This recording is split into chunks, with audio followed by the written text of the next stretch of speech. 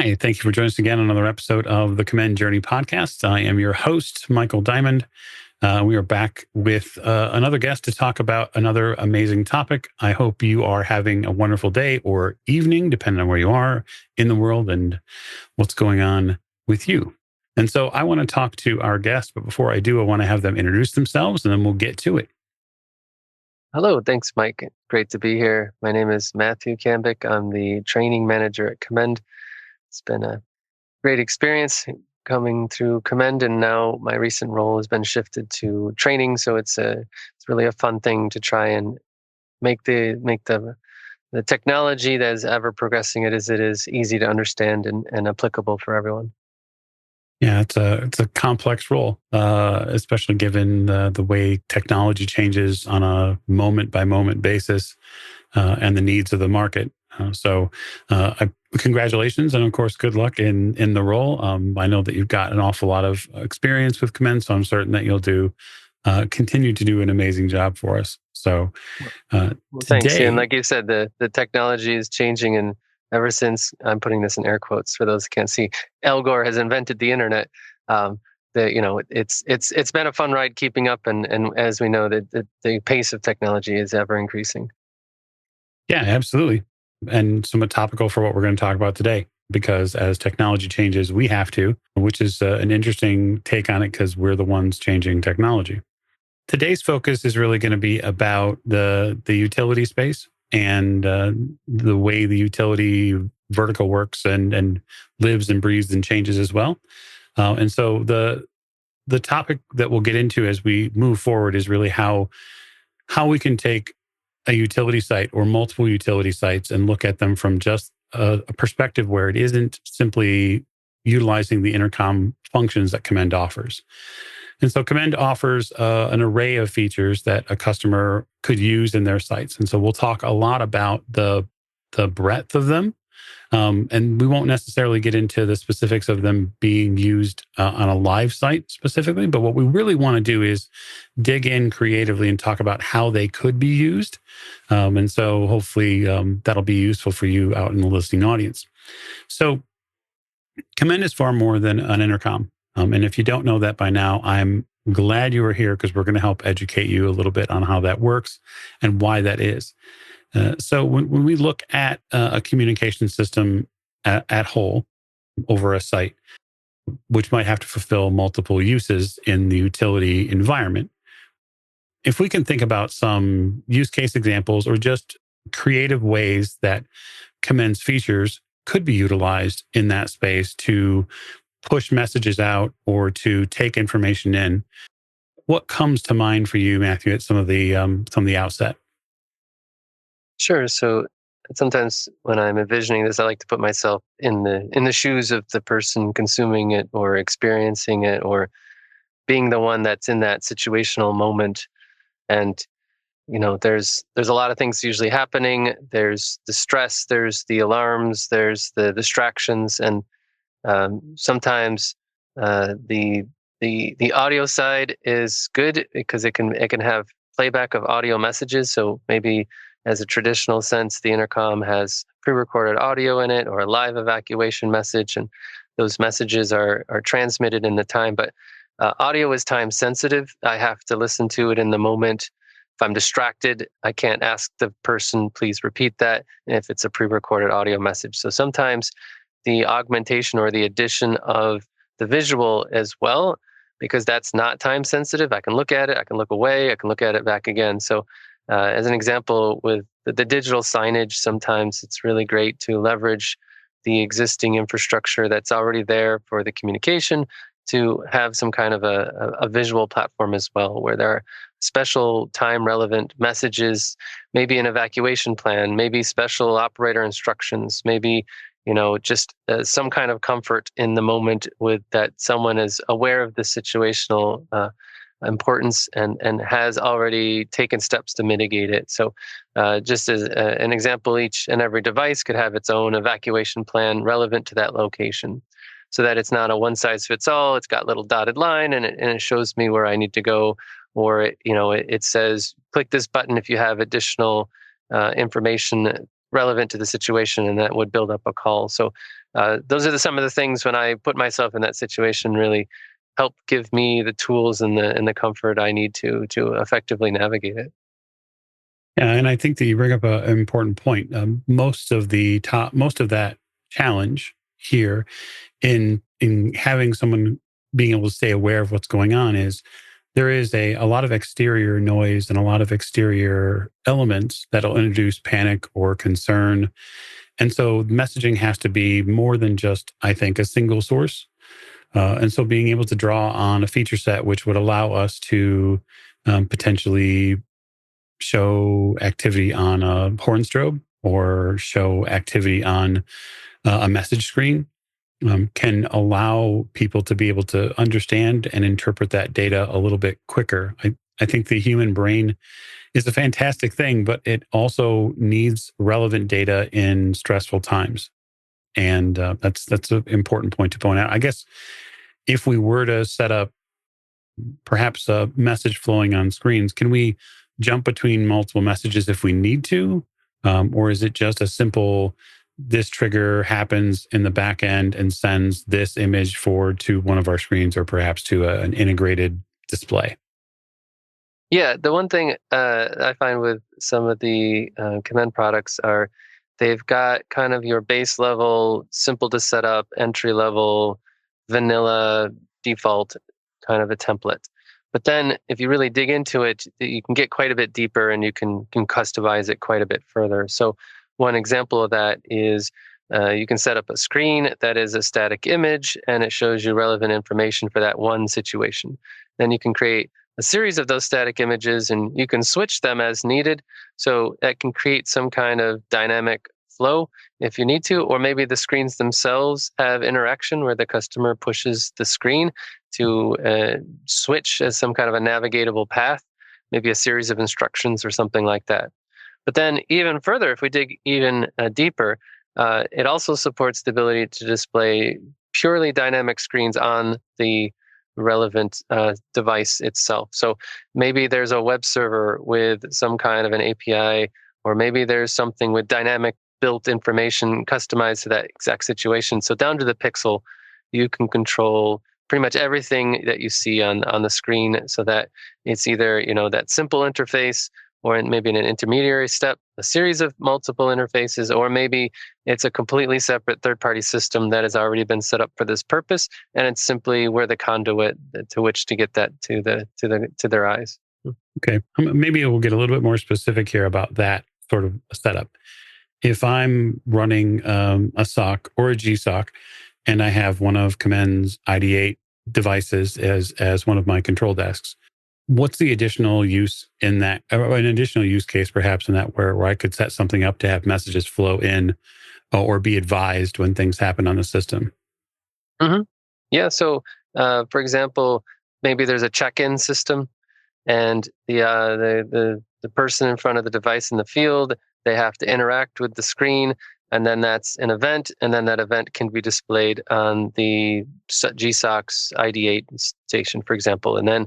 So there's some kind of an announcement. We're trying to find everyone to make sure everyone is in a safe place.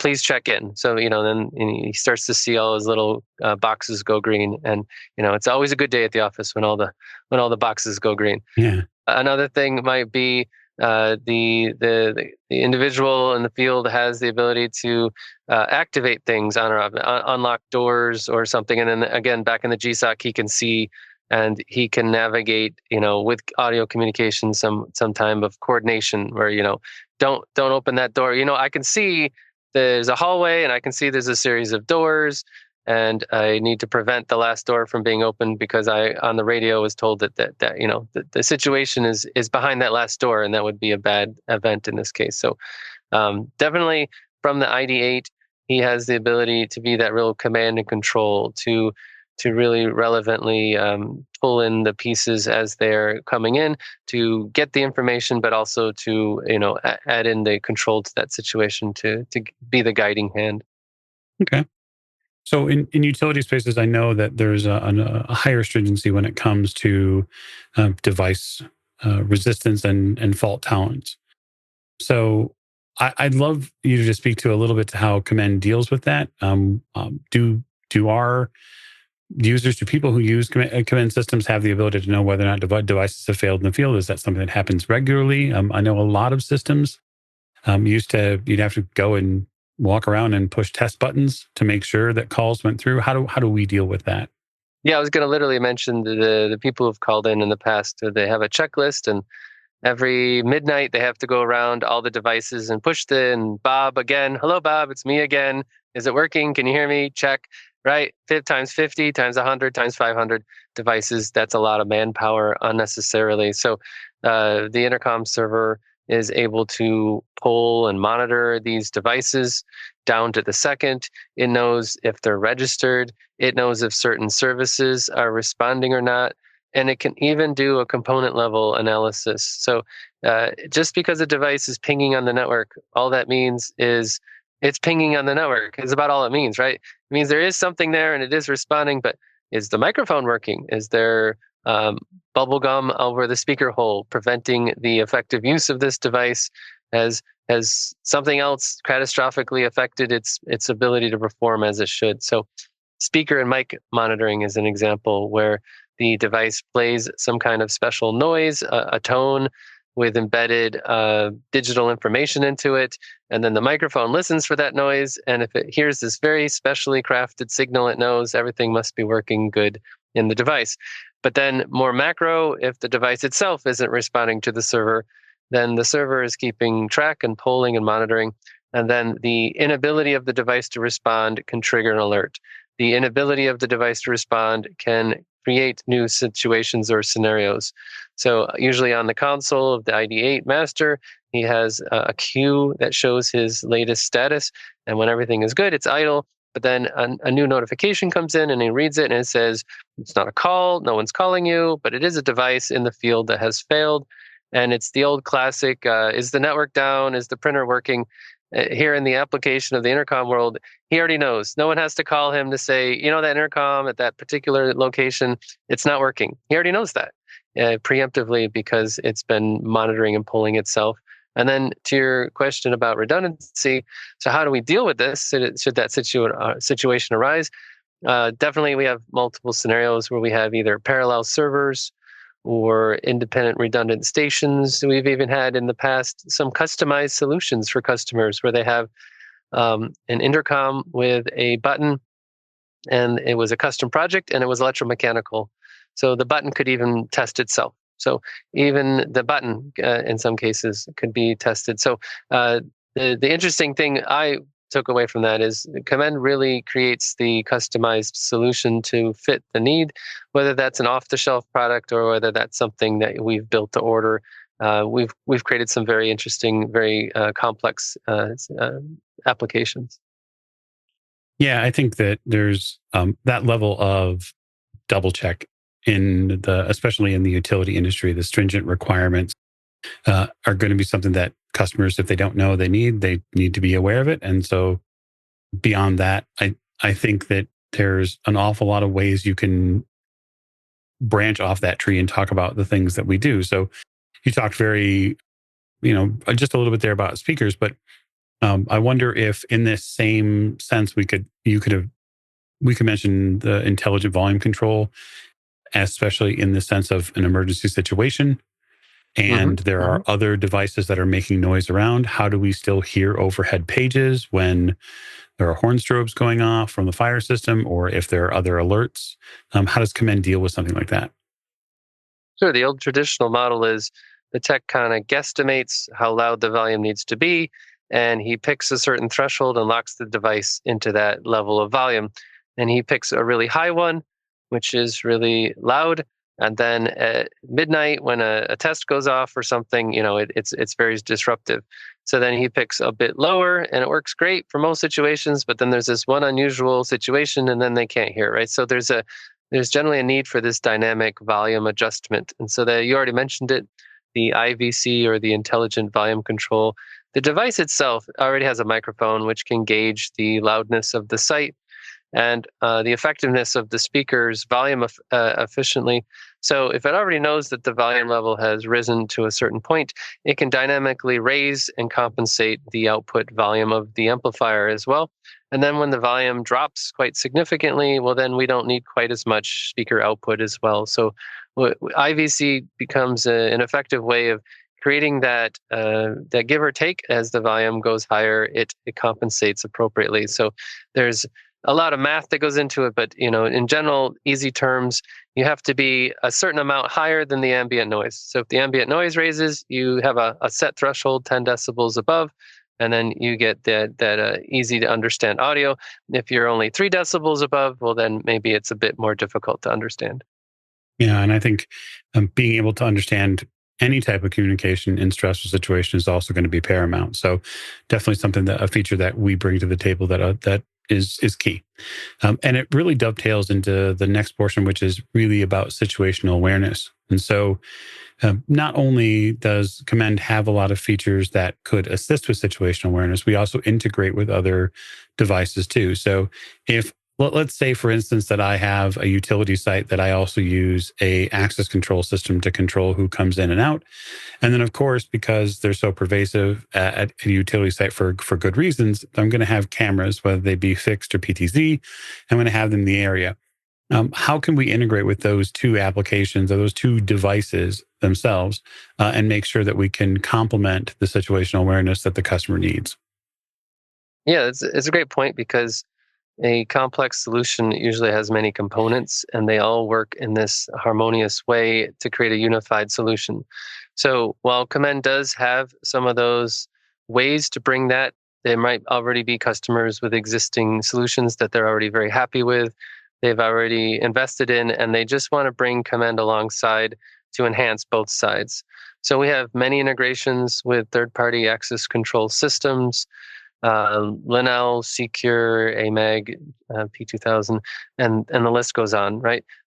So the list is very long about how we have an integration with them, or they have an integration with us, and then somehow the two are speaking a common language and can exchange events. They can see status. They can control things like doors and relays and triggering of pre-recorded audio messages. And that way, in the third-party system, you could create a new icon. And when you click that icon, the Commend side plays the audio. Or you click the icon and the Commend side changes its screen. Or you click that icon and a page is built up between the master and a certain group of devices. And then vice versa, it could be the Commend side sending the event, and then we unlock a door, or sending event and we pull up a camera to a certain preset on the overhead paging. So, and then to the video side, there's an even longer list of VMS integrations that we support. And we support things like OnVIF and RTSP and all of the things that you would come to expect in a rich video environment. And that way, maybe the video is displayed on our screen, or maybe we're the camera and it's displaying on a third-party screen.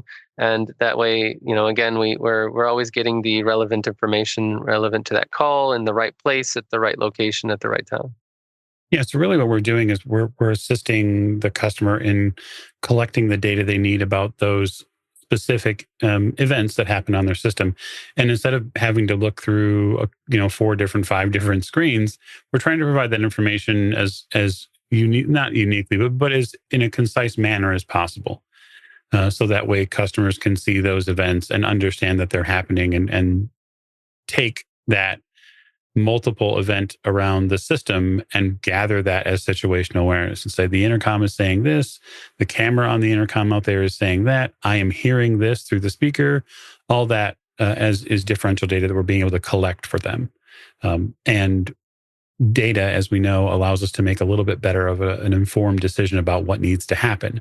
And so it's not just situational awareness for the person in the SOC, but it's also too like the same sort of situational awareness for someone at the door, being able to hear these staff members, talk to them through speakers, being able to show that person, hey, you need to go this way for your shipping delivery, etc. There's a lot of pieces to that puzzle. And so I wonder if we were to expand out that picture and we took a site from one or two sites to say the customer has 15 sites, because in the utility space, there's an awful lot of substations, there are an awful lot of additional buildings that they may want coverage on. How does Commend perform when it comes to scalability on larger networks? And given your perhaps experience with networking, Mhm. how flexible are we when it comes to networks that might be all over the US? Yeah, great question. So the expandability is, for me, one of the most unique features of Commend. There are other systems that are expandable, but just really not to the extent. So we have some customers in Europe, for example, they have, 5, 6, 7,000 devices connected to this distributed network all over Europe, with servers and stations and all of this clustering working together somehow as a unified system. And it's really quite a seamless process to build it and to keep it well oiled and well maintained. So we have special links between our server housings, and when the server housings connect, any stations on one site are able to call another site through that link between them.